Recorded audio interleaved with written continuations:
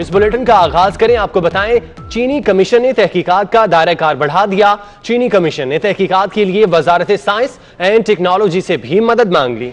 Wazarat science and technology ने commission को एक हफ्ते में रिपोर्ट मुरतब करने से माजरत कर ली है। शुगर रेगुलेटरी अथॉरिटी से राब्ता करने का मशवरा भी दे दिया है। इसी हवाले से मजीद तफसीलात जानते हैं। अवैस कियानी हमारे साथ मौजूद हैं। अवैस, क्या तफसीलात हैं? बहुत दिलचस्प सूरत हाल पैदा हो चुकी है, क्योंकि एक तो जो शुगर जो कमीशन है उसने दायरा इख्तियार जो है वो बढ़ा दिया है, और इस हवाले से जो वजारत साइंस एंड टेक्नोलॉजी को जो खत लिखा गया था उसमें सुक्रॉस का पूछा गया था कि जो गन्ने में जो चीनी की जो मिकदार है उसकी शरह कितनी है।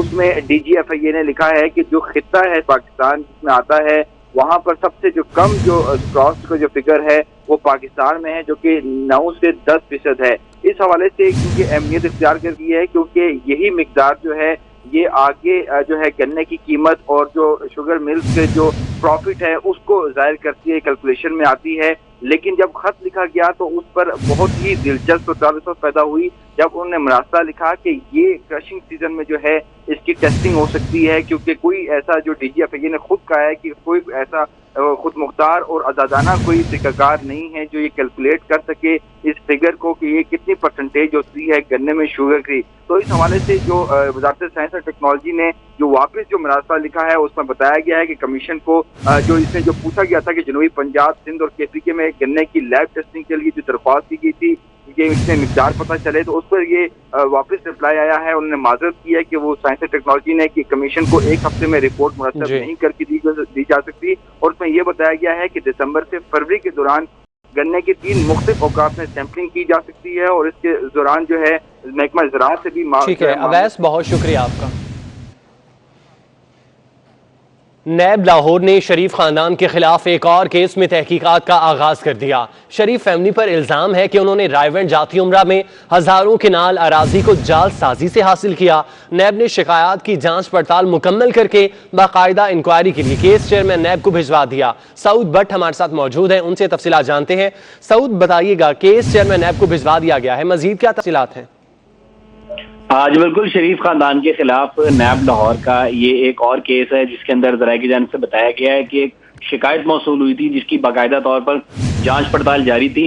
मुख्तलिफ जो डिप्टी कमिश्नर ऑफिस और से जो रिकॉर्ड हासिल किया गया उसके अंदर ये बात सामने आई है कि 2013 में हजारों कनाल जो ज़राई अराजी थी उसको डिक्लेयर करवाया गया मुबैना तौर पर शरीफ खानदान की जानिब से। 2014 में जब आद खान चीमा DG LDA बने तो उन्होंने 25 रुकनी बोर्ड के फैसले का नोटिफिकेशन वापस लिया, को वापस रिहायशी रकबा डिक्लेयर किया। तकरीबन रुपए की जालसाजी का इसमें मुबैना तौर पर नैब लाहौर ने मियां नवाज शरीफ, मरियम नवाज, शहबाज शरीफ और उनकी वालिदा शमीम बेगम का नाम भी शामिल कर लिया है। कंप्लेंट वेरिफिकेशन का स्टेज मुकम्मल हो चुका है और ज़राए की जानिब से बताया गया है कि इसकी फाइल बनाकर चेयरमैन नैब को भिजवाई गई है, जो अपने एग्जीक्यूटिव बोर्ड करेंगे और इसको जैसे ही इंक्वायरी में तब्दील किया जाएगा उस वक्त के जो डिप्टी कमिश्नर नूरुल अमीन बेंगल और DG LDA आद खान चीमा इनको भी शामिल तफ्तीश किया जाएगा और बाकायदा तलबी के साथ। बहुत शुक्रिया, आप हमें तफसीलात से आगाह कर रहे थे। गवर्नर सिंध इमरान इस्माइल राजी हो गए। सिंध हुकूमत का कोरोना इमरजेंसी रिलीफ ऑर्डिनेंस मंजूर कर लिया गया।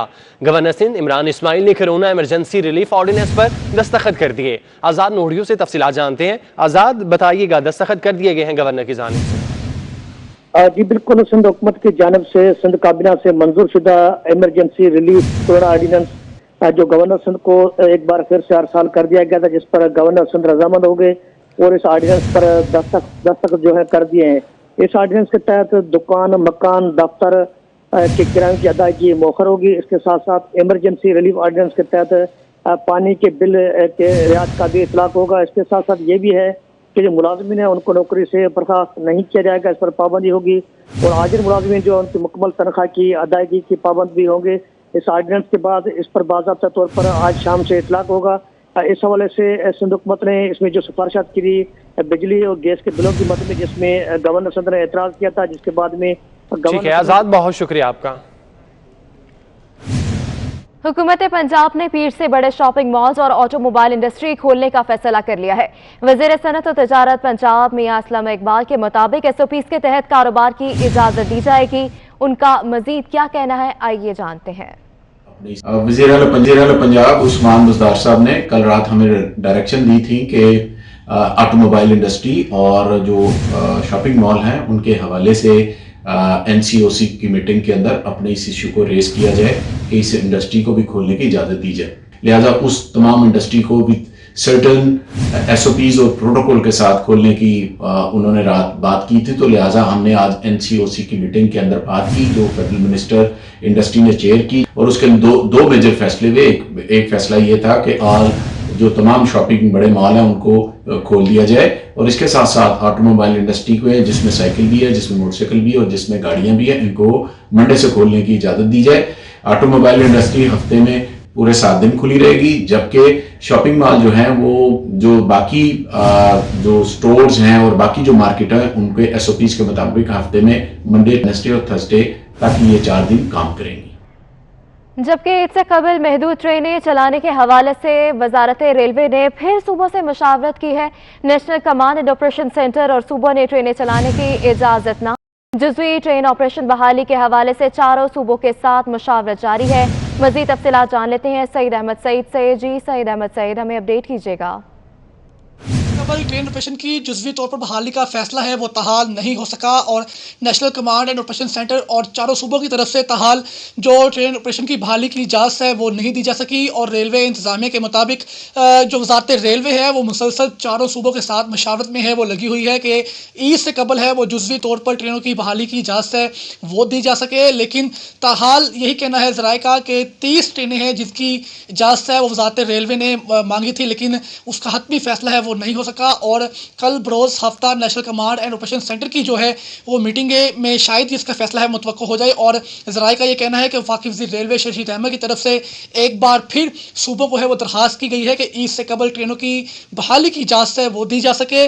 जो SOPs हैं वो पहले ही मुरतब किए जा चुके हैं, अब सिर्फ फैसले का इंतजार है कि जैसे ही National Command and Operation Centre की तरफ से ट्रेनों की बहाली का फैसला किया जाएगा तो उसके 24 घंटों के बाद जो ट्रेनों की बहाली है वो हो जाएगी, और पहले मरले में 30 खसूसी ट्रेनें हैं वो चलाई जाएंगी जिसके SOPs और तमाम तर तफसीलात हैं वो पहले ही जारी कर दी जा चुकी हैं। जी सैयद अहमद सईद, बहुत शुक्रिया हमें अपडेट करने के लिए। और अब आपको बताएं सिविल एविएशन डवेयर ने इंटरनेशनल फ्लाइट ऑपरेशन की बंदिश में तौसीह कर दी है। तर्जमान के मुताबिक फ्लाइट ऑपरेशन 31 मई तक मुअत्तल रहेगा। सिविल एविएशन की जानिब से नोटिस जारी कर दिया गया। समर अब्बास से तफसीलात जानते हैं। समर, नोटिस में क्या लिखा गया है? हाँ जी बिल्कुल, देखें सिविल एविएशन अथॉरिटी की जानिब से जो नोटम जारी किया गया है इसमें इंटरनेशनल फ्लाइट ऑपरेशन 31 मई तक मुअत्तल रखने के हवाले से बताया गया है, जबकि हुकूमत ने 15 मई तक इंटरनेशनल फ्लाइट पर पहले ही पाबंदी आयद की हुई थी जिसमें मजीद 16 दिन की तोसी की गई है। ताहम इसमें खुसूसी परवाज़ों और चार्टर्ड तैयारों की इस पाबंदी से इस्तना हासिल है, जबकि इस बंदिश का इतलाक हुकूमत की जानिब से चलाई जाने वाली खुसूसी परवाज़ों पर भी नहीं होगा। कार्गो फ्लाइट्स को भी पाबंदी के फैसले से हासिल होगा। इस हवाले से जो कोरोना वायरस की सूरत के पेश नजर मुल्क भर के एयरपोर्ट से बैनुल-अक़वामी फजाई ऑपरेशन की बंदिश में ये जो तौसीह की गई है 31 जी मई समर अब्बास, बहुत शुक्रिया हमें अपडेट करने के लिए। कोरोना वायरस के हेल्थ केयर वर्कर्स पर जानलेवा हमले जारी हैं। मुल्क भर में मुतासर हेल्थ वर्कर्स की तादाद 28 केसेस में इजाफा भी हो गया है। मुतासरा डॉक्टर्स और पैरामेडिकल स्टाफ की तादाद 1007 तक पहुंच गई। वजारत national health and emergency service ने रिपोर्ट जारी कर दी। सबा बजीर से तफसीलात जानते हैं। सबा, बताइएगा इस रिपोर्ट के हवाले से। डॉक्टर्स मुतासर हुए हैं और कुल तादाद जो डॉक्टर्स की है वो 527 तक जांच पहुंची है, और कोरोना वायरस से मुतासरा नर्सेस की तादाद 157 तक पहुंच चुकी है। तिब्बी अमले की मजमूई तौर 323 अफराद कोरोना वायरस से मुतासर हो चुके हैं। रिपोर्ट में ये कहा गया है कि मेडिकल से वाबस्ता 166। ठीक है सबा, बहुत शुक्रिया आपका। मुआवने खुसूसी सेहत डॉक्टर जफर मिर्जा का कहना है कि कोरोना वायरस के मरीजों के लिए मुअस्सर दवा दरियाफ्त कर ली। अमरीकी मल्टीनेशनल कंपनी ने दवा बनाई है। चंद हफ्तों में ये दवा पाकिस्तान में तैयार होना शुरू हो जाएगी। पाकिस्तान में ये दवा 127 ममालिक को एक्सपोर्ट भी की जा सकेगी। इस्लामाबाद में न्यूज़ कॉन्फ्रेंस के दौरान उनका कहना था कि दुनिया में 5 कंपनीज को लाइसेंस दे दिया गया है जो ये दवा बना सकेंगे। दवा का नाम रीमेडिसिविर है जो कि इंजेक्शन की सूरत में इस्तेमाल की जा सकेगी। एक दवाई बनी है एक मल्टीनेशनल कंपनी जो कि अमेरिका से जिसका ताल्लुक है जिलियड के नाम से। उन्होंने ये दवाई बनाई और इसको तजर्बाती तौर पे इस्तेमाल किया गया और इसके इस्तेमाल की वजह से पता ये लगा कि ये खासी मौसर दवा है। जिलियड ने पूरी दुनिया के अंदर सिर्फ 5 कंपनीज को ये लाइसेंस दिया है जिसके तहत इस दवा की जो मैन्युफैक्चरिंग है वो पाकिस्तान की एक फार्मास्यूटिकल कंपनी में होगी और इसके अलावा 4 दूसरी फार्मास्यूटिकल कंपनीज में होंगी। तो न सिर्फ ये कि पाकिस्तान में कोरोना वायरस के जो मरीज हैं उनके लिए तो ये दस्तयाब होगी, ये एक टीके की सूरत में है ये दवाई और इसका नाम है रेमडेसिविर। इसकी पाकिस्तान में फास्ट ट्रैक रजिस्ट्रेशन जो कि drug regulatory authority of Pakistan करेगी, उसके बाद तकरीबन 6 से 8 हफ्ते के दौरान इसकी यहाँ पे मैन्युफैक्चरिंग शुरू हो जाएगी। न सिर्फ ये कि ये पाकिस्तान में लोगों के लिए दस्तयाब होगी बल्कि यहाँ से तकरीबन 127 ममालिक में इसको एक्सपोर्ट भी किया जा सकेगा। लाहौर में नादरा सेंटर्स खुलने के 12 रोज बाद भी समाजी फासला बरकरार रखने के अहकामात पर अमल दरामद न हो सका। नादरा सेंटर पीको रोड में समाजी फासले के बगैर साइलिन की लंबी कतारें लगी हुई हैं। नादरा हुक्काम कोरोना वबा से बचाव के लिए SOPs पर अमल दरामद करवाने में बेबस नजर आते हैं। रिजवान नकवी से तफसीलात जानते हैं। रिजवान बताइएगा, इंतजामिया क्या कर रही है आखिर? जी बिल्कुल, 12 रोज कबल लाहौर समेत मुल्क भर के नादरा सेंटर्स खोल दिए गए थे और बायोमेट्रिक तस्दीक के लिए जो लोग एहसास प्रोग्राम सेंटर से इमदादी रकम के लिए जा रहे हैं, अगर उनके अंगूठों के निशानात की वेरिफिकेशन नहीं हो रही तो उन्हें तमाम जो एहसास प्रोग्राम सेंटर्स हैं उनसे नादरा के दफातर में वेरिफिकेशन के लिए भेजा जा रहा है। जबकि नादरा के दफातर में जो कोरोना से बचाव के लिए हिफाजती तदाबीर पे बिल्कुल भी अमल दरामद कहीं पे नजर नहीं आ रहा। सिर्फ और सिर्फ जो नादरा के मेगा सेंटर्स हैं वहां पे जिस्मानी फासला बरकरार रखने के लिए नादरा सेंटर्स के अंदर इंतजामात मौजूद हैं, जबकि बाहर जो है उसी तरह लोगों की लंबी कतारें नजर आती हैं। जबकि जो दीगर सेंटर्स हैं, जिस तरह ये footage Peco road NADRA centre की है, इसमें आप देख सकते हैं कि लोगों की बहुत बड़ी तादाद है जो कि बगैर किसी SOP को फॉलो किए हुए एक दूसरे के साथ जुड़ के जिस्मानी फासला रखे बगैर खड़े हैं। लोगों का कहना है कि उन्हें SOPs को फॉलो नहीं किया जा रहा। रिजवान, बहुत शुक्रिया। आगे बढ़े। साबिक टेस्ट क्रिकेटर आकिब जावेद ने कोरोना के बावजूद क्रिकेट शुरू करने का मुतालबा कर दिया। साबिक क्रिकेटर का कहना है कि चंद माह मजीद क्रिकेट ना हुई तो तमाम क्रिकेट बोर्ड दिवालिया हो जाएंगे। एहतियाती तदाबीर के साथ आसानी से क्रिकेट की शुरुआत की जा सकती है। खिलाड़ियों और ऑफिशियल्स के टेस्ट करवा कर उनको एक जगह पर रखा जाए। उन्होंने मजीद क्या कहा, आइए जानते हैं। और 2-4 महीने या 6 महीने तक कुछ ना हुआ तो सारे बोर्ड दिवालिया हो जाएंगे। अब आप कुछ ना कुछ करना पड़ेगा और उसकी बड़ी आसानी से आप कर सकते हैं इंतज़ाम, क्योंकि देखिए अगर आप नेशनल एकेडमी में जो प्लेयर्स और ऑफिशियल्स हैं उनके टेस्ट करा के उनको वहाँ रखें और एक बिगर फैमिली की तरह उनको सेव कर लें और जाने से पहले फिर उनके 24 आवर्स पहले फ्लाइट से उनके चेकअप वगैरह टेस्ट करा के चले जाए। और वो इंग्लैंड भी अगर इसी तरह से लखपरा में उनको जमा रखता है, मिलने नहीं देता लोगों से और मैचेस करा लेते हैं, इसी तरह जो ग्राउंड्स हैं उनको भी जितना स्टाफ है उनको उनके टेस्ट करें, फिर उनको जरा क्वारंटीन में रखें। कराची में फिर से हीट वेव का खतरा मंडलाने लगा है। महकमा मौसमियात ने अलर्ट जारी कर दिया। महकमा मौसमियात के मुताबिक 17 मई से शहर में 5 रोजा हीट वेव का आगाज होगा। मानिया शकील से तफसीलात जानते हैं। मानिया, बताइएगा महकमा मौसमियात का मजीद क्या कहना है? जी बिल्कुल, जिस तरीके से शहर कायद गुज़श्ता 2-3 दिन से कराची का मौसम थोड़ा बेहतर हो गया था, तकरीबन ज़्यादा दर्जा 35-36 डिग्री सेंटीग्रेड था। आज से फिर मौसम में थोड़ी तब्दीली आ गई, लेकिन कराची वाले फिर से तैयार हो जाएं क्योंकि हीट वेव फिर से कराची में वार करने वाली है, जो कि 17 मई से होगी। 17 मई से कराची में गर्मा गर्म मौसम फिर से तैयार है और इस बार जो है हीट वेव 5 रोज़ा हीट वेव होगी जो 17 मई से लेकर 22 मई के दौरान जो है कराची में हीट वेव जो है अलर्ट भी महकमा मौसमियात की जानिब से जारी कर दिया गया है, जिसमें साफ साफ ये वाज़ेह किया गया है कि दोपहर के औकात में मौसम जो है वो खुश्क हो जाएगा और कराची में गर्मी की शिद्दत ज़्यादा महसूस की जाएगी क्योंकि 40 से 42 डिग्री तक दर्जे हरारत कराची में रहने वाले हैं। तो कराची वाले अभी से अपना इंतज़ाम कर लें। इस वक्त भी अगर बात की जाए 34.5 इस वक्त कराची का दर्जे हरारत है। कराची वाले अपना ख्याल रखना अभी से शुरू कर दें क्योंकि 5 रोज़ा जो हीट वेव होगी वो कराची वालों को खासा तंग करने वाला है। बहुत शुक्रिया आपका। कि नेपरा ने सरकारी पावर प्लांट्स की कारकर्दगी गैर मयारी करार दे दी। पावर सप्लाई का मयार बदतर और गैर यकीनी है। बड़ी सरमायाकारी के बावजूद ओवर बिलिंग और महंगी पैदावार जैसे मसाइल बरकरार है। नेपरा की स्टेट ऑफ इंडस्ट्री रिपोर्ट जारी कर दी गई है। इसी हवाले से मजीद तफसीलात जान लेते हैं अवैस कयानी से। जी अवैस, बताइएगा रिपोर्ट के मुतालिक। स्टेट ऑफ इंडस्ट्री रिपोर्ट 2019 जो है वो नेपरा ने जारी कर दी है। इसमें तमाम तर जो पावर सेक्टर के जो मसाइल है उस पर तफसीली जो है वो रोशनी डाली गई है। इसमें बताया गया है कि जो ट्रांसमिशन है और जो डिस्ट्रीब्यूशन है उसका मयार जो है वो बदतर और गैर जो है यकीनी है। जो इन्वेस्टमेंट है उसके बावजूद ओवर बिलिंग और महंगी पैदावार जैसे मसाइल जो है वो बरकरार हैं और जो तकसीम और तरसीली निज़ाम जो है उसको नज़रअंदाज किया जा रहा है। नेपरा की सिफारिशात को मुसलसल नज़रअंदाज किया जाता रहा है और बिजली कंपनियां गुज़िश्ता 15 साल से कोई बेहतरी नहीं ला पाई और लाइन लॉसेस और वसूलियों की शरह वही है जो 5 साल पहले थी। और ये वजारत पावर के दावों की नफी की जा रही है जिन्होंने लाइन लॉसेस पर कंट्रोल करने के लिए रिकवरी की बात जो दावे किए जाते थे उसको आज ये रिपोर्ट जो है वो जो है इसकी मुखालफत कर रही है। और ये बताया जा रहा है कि जो कुदरती गैस को गैर मियारी पावर प्लांट्स पर जो है इस्तेमाल किया जा रहा है, बेहतर कारकर्दगी वाले प्लांट्स को। जी अवैस कयानी, बहुत शुक्रिया हमें अपडेट करने के लिए। मुस्लिम लीग नून के पार्लिमानी लीडर ख्वाजा मोहम्मद आसिफ ने स्पीकर को खत लिख दिया है।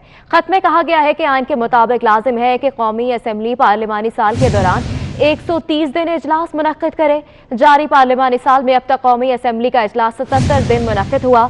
इजलास मजीद 53 दिन लाजमी होना है।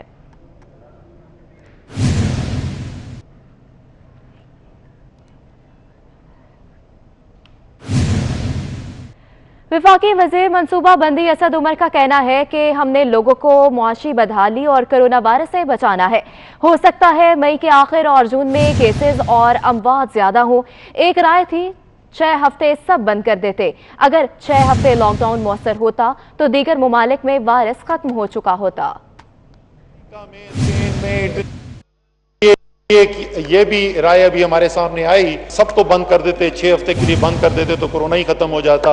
ये कहना कि 6 हफ्ते के लिए सब बंद कर देते तो वबाई खत्म हो जाती, तो कोई तो वजह है कि आज 182 ममालिक के अंदर ये वबा फैली हुई है। अगर ये मामला इतना ही आसान होता तो अमेरिका में, स्पेन में, इटली में, जर्मनी में, यूके में, फ्रांस में, भारत में, ईरान में कहीं तो ये तजुर्बा हो जाता ना। आज वबा बढ़ गई है, केसेस बढ़ गए हैं, अमवात बढ़ गए हैं, लेकिन हमारे काबू से बाहर नहीं हुए। मैं आपको बता रहा हूं कि जब मई के आखिर में हम पहुंचेंगे, जब जून में पहुंचेंगे तो केसेस जितने आज हैं उससे ज्यादा होंगे। बदकिस्मती से हो सकता है कि अमवात भी आज से ज्यादा हो रही हो। ये सामने रखते हुए कि वबा ने फैलना है, हमने आगे कैसे जाना है, लोगों को रोजगार भी देना है, लोगों की माशी बदहाली जो है उसको भी हल करना है।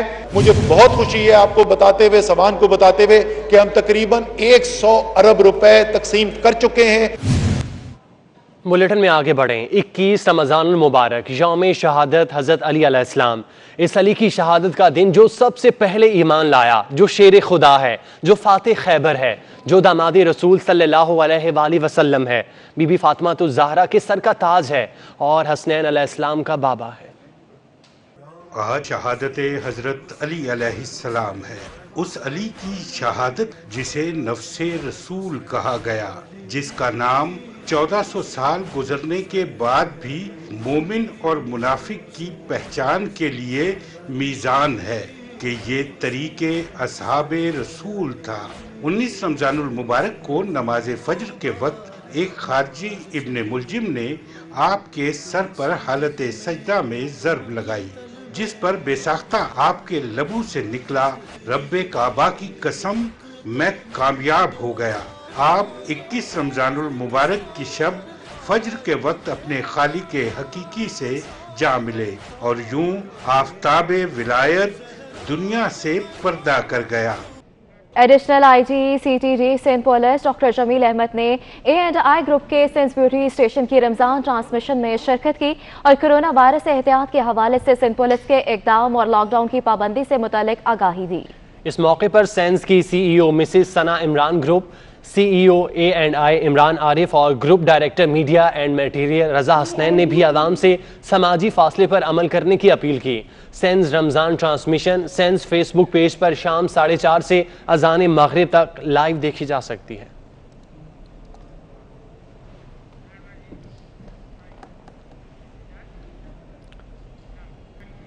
शहीद की जो मौत है कौम की हयात है। पसरूर के कस्बा साबुके से ताल्लुक रखने वाले पाक फौज के शहीद सिपाही जफर अहमद की आज 55वीं बरसी मनाई जा रही है। 1965 की जंग में भिक्की के मकाम पर वतन की हिफाजत करते हुए जामे शहादत नोश किया। मजीद तफसीलात जानते हैं मोहम्मद नदीम से। नदीम, बताइएगा शहीद के अहले खाना का क्या कहना है? जी बिल्कुल, इस वक्त मैं मौजूद हूँ सिपाही शहीद जफर के घर मौजा साबोके में, जिन्होंने आज के दिन भिक्की के मकाम पर फर्ज की अदायगी करते हुए जामे शहादत नोश किया। इस वक्त उनके भतीजे हमारे साथ मौजूद हैं। आइए जानते हैं कि उनके अपने चचा के बारे में क्या जज्बात है। जनाब, हमारे चाचा बहुत दलेर थे और उनको बहुत शौक था फौज में जाने का, और उन्होंने जनाब फौज के अदारे में रहकर बहुत दलेरी के साथ अपना फौज का ड्यूटी सर अंजाम दी है और शहादत नोश की। और हम लोग भी उनकी शहादत के फ़ख्र करते हैं, और अगर कौम और मुल्क को हमारी ज़रूरत पड़े तो हम लोग भी अपनी जान का नजराना देने के लिए तैयार हैं और कोई ग्रेज नहीं करेंगे। जी, जैसे कि इनके भतीजे का कहना है कि सिपाही जफर शहीद जो है बहुत दलेर थे, बहुत बहादुर थे, और हम भी मुल्क को कौम की खातिर अपनी जान का नजराना देने के लिए तैयार। बहुत शुक्रिया आपका। अहमदपुर शर्किया के एक शॉपिंग सेंटर में डकैती की वारदात की गई। 3 डाकू दुकान से दिन दहाड़े कैश लूट कर फरार हो गए। 24 न्यूज ने मौका वारदात की फुटेज हासिल कर ली। न्यूज स्टूडियो से फिल वक्त इतना ही। मज़ीद बाखबर रहने के लिए देखते रहिए 24 न्यूज HD।